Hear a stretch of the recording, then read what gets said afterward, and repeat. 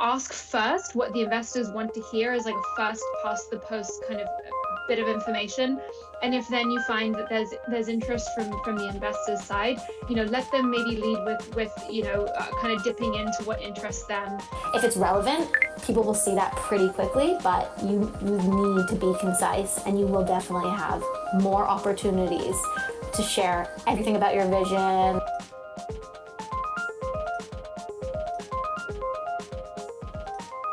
Can you all talk about being concise? And I think for founders, what they always say to me is, well, gosh, I mean, they say to be concise, but then they want the KPIs. Oh, and talk about your advisory board. Oh, and talk about, your core offering. Oh, and make sure to talk about traction. Oh, and talk about your core problem. And it's like, wait, hold on a second. I thought you said be concise. How am I including all these different things and being concise? So let's talk about those two issues, being concise and all the information that investors want. And how do you reconcile those things? How do you know what's important and what's not? And what's your advice on how to be concise? Understanding first what are the key questions that the investors will have sort of upfront. Because sometimes, for example, you get investors who are just seed investors, and you guys maybe are a little too late stage from them, or vice versa, or maybe you're in, a sector that this fund doesn't invest. And I think that it's important to kind of just establish whether or not you go further into this, to the call and give all the detail before you've kind of understood, are we going to progress with this? So maybe that is a good way for founders to think about how to be more concise.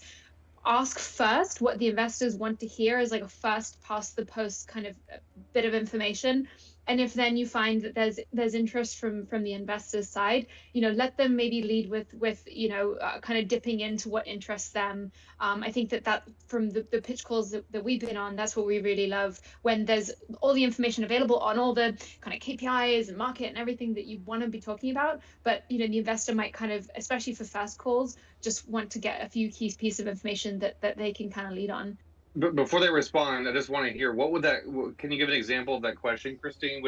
Is it as easy as just starting a call and saying, so, we have our pitch ready to go, but before we do that, what are the important things that you all want to know in this kind of, investment chat? Yeah, no, that's exactly what I mean. But I would maybe sort of say, have your 20 to 30-second pitch. This is your stage, this is your sector, this is what, like literally 20 to 30 seconds, and then say, kind of, and then check in, pause.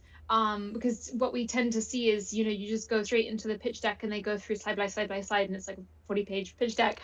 And so maybe having and then it's 45 minutes later and you're like, oh gosh, exactly. Okay. I never got to talk about the things that are important to me. Okay. Exactly. I love so like that advice, a really quick pitch, and then just sort of check in and be like, what do you want me to talk about, and or shall we continue this conversation right now, or better for another time? Completely agree with that. You only have a chance to make your first impression once, but that doesn't mean, but if it's a good impression, then you have so many other opportunities to share more information, and we will be very explicit about what it is we want. So if you're sending something where we just don't get what you do, it's because it's so much. It's almost cliche to say, but so many VCs say, oh, we don't spend more than 30 seconds looking at your pitch deck. And I hate to admit it's true, because, I know so much work has gone into so many of these decks. I've been on that side too, and so many people around me are entrepreneurs, and they're showing me their deck and saying, can you look at this? Can you look at this? And I'm like, that's not really how it works.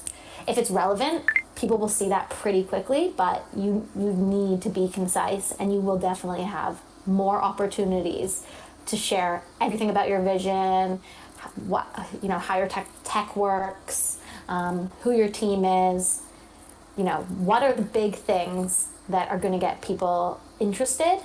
And going back to a point I made earlier, there's nothing wrong with slightly tweaking it. Well, this is my opinion, but slightly tweaking it to appeal to the specific person you're sending it to, or to the specific fund you're sending it to. If you think they're going to be more interested in a certain aspect, or maybe that you have a great board of directors, then add in that slide or take it away.